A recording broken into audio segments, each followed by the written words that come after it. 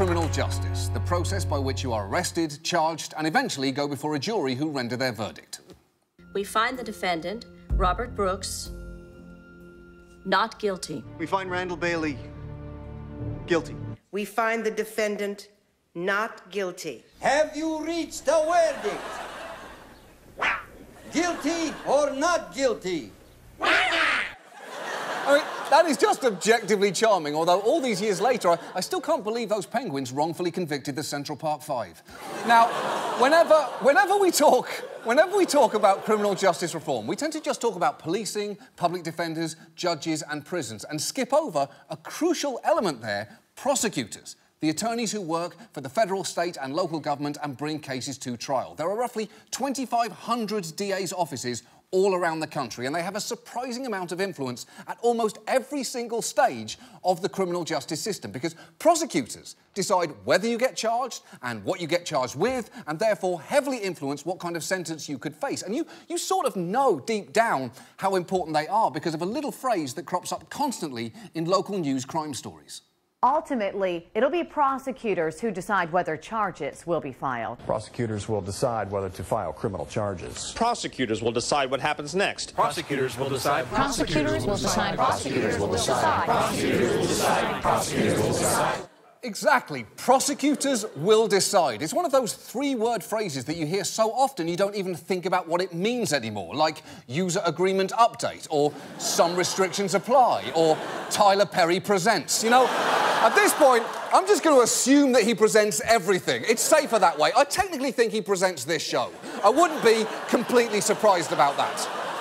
And look, we tend not to think about that power very much, except when there is a high-profile controversy concerning prosecutors' failure to exercise it, as has happened in numerous police shootings of unarmed black men, or when Manhattan DA Cy Vance declined to prosecute Harvey Weinstein in 2015, citing insufficient evidence, despite police officials insisting that they had plenty of evidence, including Exhibit A, his face. But it is worth talking about what happens when prosecutors do decide to exercise that power, because while many try to do their jobs honourably, that power can be misused or amplify the inequities inherent in the system. And let's start with a truly incredible fact here. The vast majority of the time, your fate is not decided by a judge or a jury of your peers, because nearly 95% of the cases prosecutors decide to bring end up with the defendant pleading guilty. Now, what that means is no trial, no innocent until proven guilty, just a prosecutor striking a deal behind closed doors. And many judges are resigned to that fact, because at least plea bargains keep the system moving. The system would collapse if every case that was filed in the criminal justice system were to be set for trial. The system would just entirely collapse. Exactly. It's an inadequate system that only functions if people constantly give up. It's built on the exact same model as AT&T's customer service hotline. That's right, AT&T, new owners of HBO, long-time owners of an unforgivably dog-shit customer service hotline. And look, if you are thinking, well, look, if somebody pleads guilty, they must have done it. That's not necessarily the case. In Houston, testing of samples in drug cases have exonerated 133 people since 2014, and those people had pled guilty in every single case, which is messed up. The only people who should be claiming to have used drugs when they haven't are awkward teenagers at high school parties. Oh, I'm totally a weeder. I'm into all the weeds. I'm stoning right now. That's how potted I am. So why do innocent people plead guilty? Well, prosecutors will often offer a deal while threatening that if you go to trial, they will stack charges against you and pursue a much harsher sentence. It's something commonly referred to as a trial penalty. Just listen to Rodney Roberts. He was accused of a sexual assault that DNA evidence later proved he did not commit. And I'll let him explain why he took a deal. When I finally got to the court, this attorney, he came in and told me that the prosecutor office had a plea agreement for me. I'm like, plea agreement? I didn't even do it. You know, I pled not guilty. I'm innocent. He was like this urgent. He was this pressure. And he was like, if you don't take this deal, they only offer you 2 years. You'll be home in 2 years. And if not, you know, they're going to take it off the trial and the judge is ready to give you a life sentence if you get found guilty. And I think you're going to get found guilty. And this is my attorney telling me. This is the one person I had was there to help me. So I thought that to get home to my son, then my family, and to salvage my life, that the best thing I could do for myself was to plead guilty and fight it once I got home. And as crazy as it sounds to hear that, it kind of makes sense. 2 years in prison is terrible, but a life sentence is absolutely terrifying. The only way it makes sense for a defendant to risk that is if they're a gerbil, because 2 years and life are basically the same thing to those little shits. But let's say you are one of the 5% of people who risk going to trial. Prosecutors still have lots of ways to try and gain an advantage. For instance, prosecutors are not allowed to discriminate by race during jury selection. And if it's suspected that they are, the Supreme Court has said that they could be required to provide race-neutral explanations for striking jurors, which sounds like a good rule. But it has been laughably easy for them to get around because judges will accept just about any reason. In Texas, a training document for prosecutors even conveniently listed examples of race-neutral reasons that judges had accepted, including having a 1970s hairdo, being a very pretty girl who might be attracted to the defendant or the defense counsel, wearing a Malcolm X hat, agreeing with the O.J. Simpson verdict, being a male wearing earrings in both ears, and my personal favourite, for wearing a Bad Boys Club jacket, pink hat and snakeskin belt. Which is just insulting, because that look does not make you untrustworthy, it makes you awesome. I like the way I look, I guarantee it. But perhaps the area where prosecutors can exert the most influence concerns evidence, because they control the case files. Things like police reports, witness information and physical evidence. And while they are required to hand over anything that is exculpatory or that might be useful in your defence, in some states, including New York, they can do that at the very last minute. Something incredible happens on the day of trial. Suddenly, a case file that for a year was this thick suddenly now becomes this thick. And so in our most serious cases, in the cases where we have clients who are looking at incredible amounts of potential jail time, even life in jail, this is what we are given when DAs answer ready for trial. And the reality is that in Manhattan, too often, it is trial by ambush. It's true, and they can then have to argue a case without having read all the important material. It's basically a much higher stakes version of a kid giving a presentation in English class without having read the book. In conclusion, throughout Wuthering Heights, the heights are wuthering, but by the end, the heights wuther much more than they wuthered at the beginning of the book. Thank you for your time. Just a quick but important message for English teachers. No one has ever read a single book you have ever assigned. It has never happened, not once, ever. And look, sometimes defence attorneys may not be given exculpatory evidence at all. In fact, among exoneration cases, around a quarter of them involve prosecutors concealing exculpatory evidence. And that is because prosecutors typically get to decide whether something is relevant to the defence, which seems inherently flawed. You can't just count on an adversary to voluntarily expose all of their weaknesses. In Star Wars, the rebels had to steal the Death Star plans. The Empire didn't just email it to them with a subject line, forward, gigantic, stupid, weak spot, parentheses, very dumb, go to town. And when prosecutors do withhold evidence, there is very little accountability for them. Take Michael Morton. Like, in 1987, he was wrongfully convicted of his wife's murder after the prosecutor in that case withheld crucial pieces of exculpatory evidence. Now, the good news is that prosecutor, Ken Anderson, was held to account for that misconduct. The bad news is there was a slight discrepancy between the two men's sentences. Morton served nearly 25 years in prison, 8,995 days. And now the sentence for the prosecutor, just 10 days in jail for contempt of court.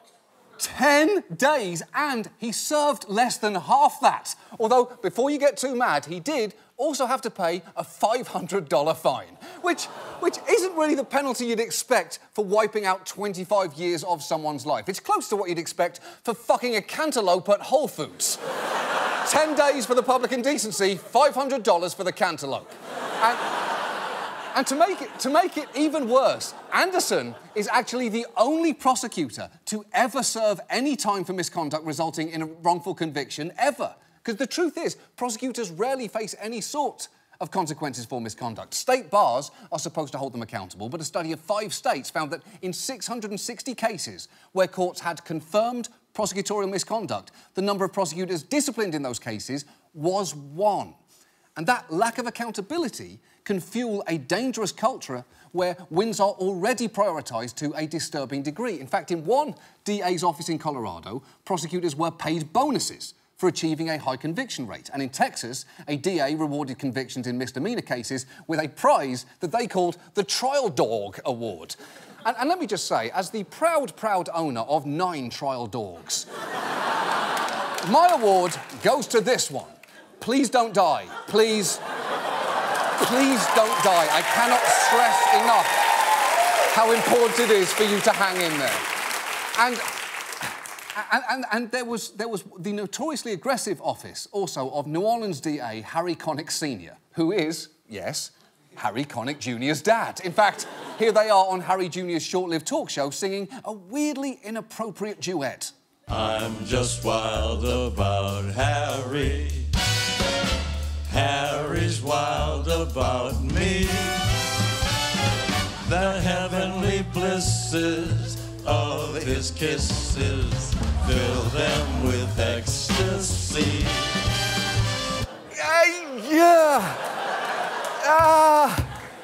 Now, if you didn't see any problem with that, here's just a fun experiment for you to try at home. Call your own father right now.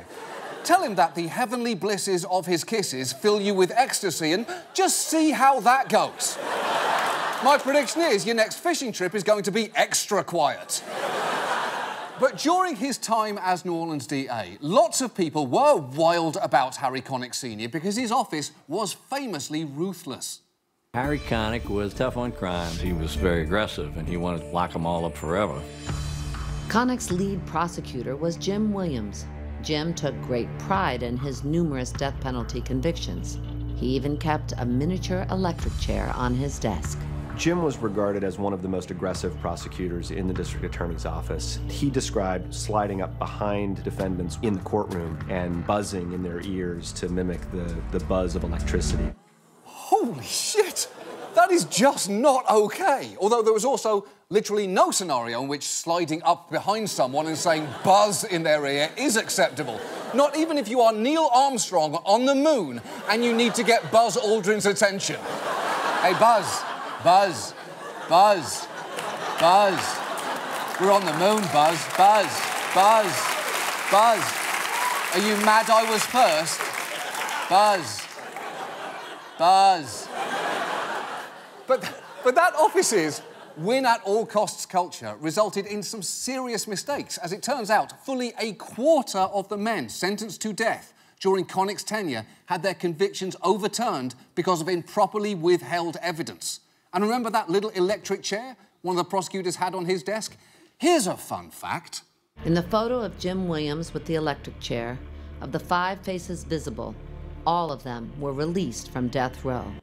Yup. The thing he kept as a token of his success is now a monument to poor decision-making. It is the prosecutorial equivalent of Cuba Gooding Jr.'s Oscar.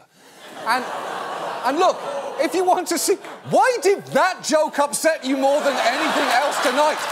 You have got to be consistent. You've got to be.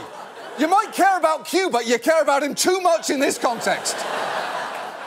And look, if you want to see all the problems that I've described tonight in action, just take a look at the case of Glenn Ford, who was on death row for 30 years after being wrongfully convicted. Now, the prosecutor on his case, Marty Stroud, says that he got caught up in an aggressive, hard-charging culture and admits to, among other things, deliberately excluding African-American jurors and overlooking evidence that would have cleared Glenn Ford. And what happened clearly still haunts him.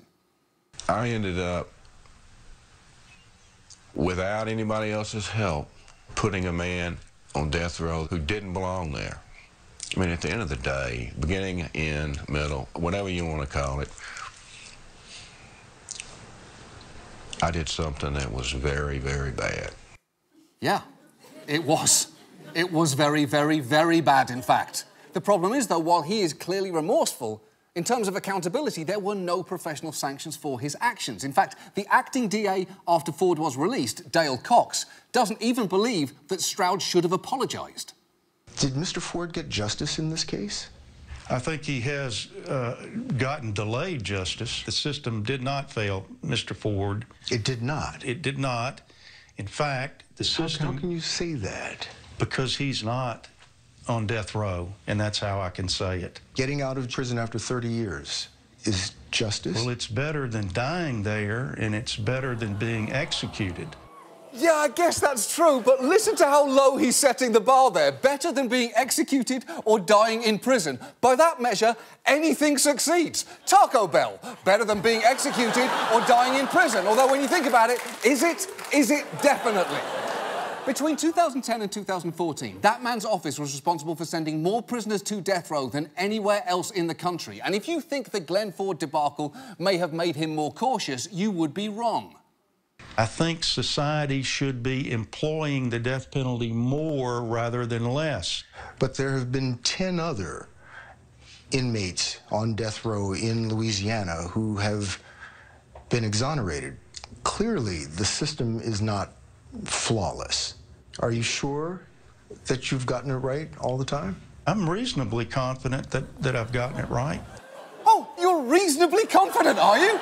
That does not seem like it should be the standard to send someone to death row. I was reasonably confident I could pull off bangs. I was fucking wrong about that. And if someone's life had depended on it, I might have given it a little more thought. And look, at this point, you may well be wondering, how can we fix some of what we've seen tonight? Well, clearly, permanent legislative fixes are badly needed, from requiring greater transparency from prosecutors about sharing evidence through so-called open file laws, to ideally establishing independent commissions to investigate misconduct. But depending on where you live, there may actually be a more direct way for you to effect change, because DAs are usually elected. It's something you might sometimes forget until you see aggressive campaign attack ads like this one, which ends in a bizarre turn of phrase.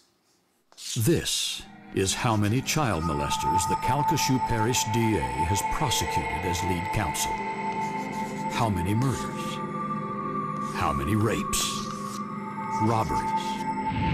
Meanwhile, our sheriff reports crime is on the rise in Calcasieu Parish. Steve Street for District Attorney, Calcasieu Parish. He'll try harder and a lot more often. What?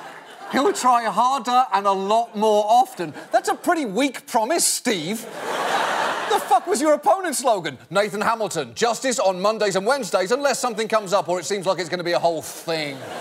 But look, the fact prosecutors are elected means that you can change them. The problem is around 85% of prosecutors actually run unopposed in both primary and general elections. It's gotten so bad that in one county in Washington state, their prosecutor had run for 10 terms without any opposition. So, 4 years ago, in frustration, someone ran their dog against him. And I know what you're thinking. Oh, great, another white dog prosecutor. And I'm not saying you're wrong, but let's go one step at a time here. Look, clearly, we need more reform-minded DAs to run, because thanks to the extreme breadth of power they have, that could actually be a backdoor way to effect change on a whole host of issues, from bail to the misuse of forensic science to the enforcement of marijuana laws. And maybe you're one of the lucky ones here. Maybe your local DA is great. Or maybe they're a win-obsessed arsehole whose heavenly blisses of their kisses fill their adult sons with ecstasy. Or maybe you live in Washington state and for the past 4 years your district attorney has been this fucking dog and you didn't even realise it. Because can you honestly say with 100% certainty that your district attorney is not a dog? You probably can't, and that's kind of the problem here. Most people know as much about their local DA as they know about their local cheesecake factory manager. Chances are you don't know who they are, and if you do, it's probably because something truly terrible has happened. But the truth is, like the Cheesecake Factory, prosecutors have the ability to ruin lives in a second. So we need to find out who our DAs are and get a sense of the policies and priorities that they're carrying out where we live. Because if we do not decide ourselves what we want the criminal justice system to look like, deep down, you know who will. Prosecutors will decide. Exactly. They fucking will.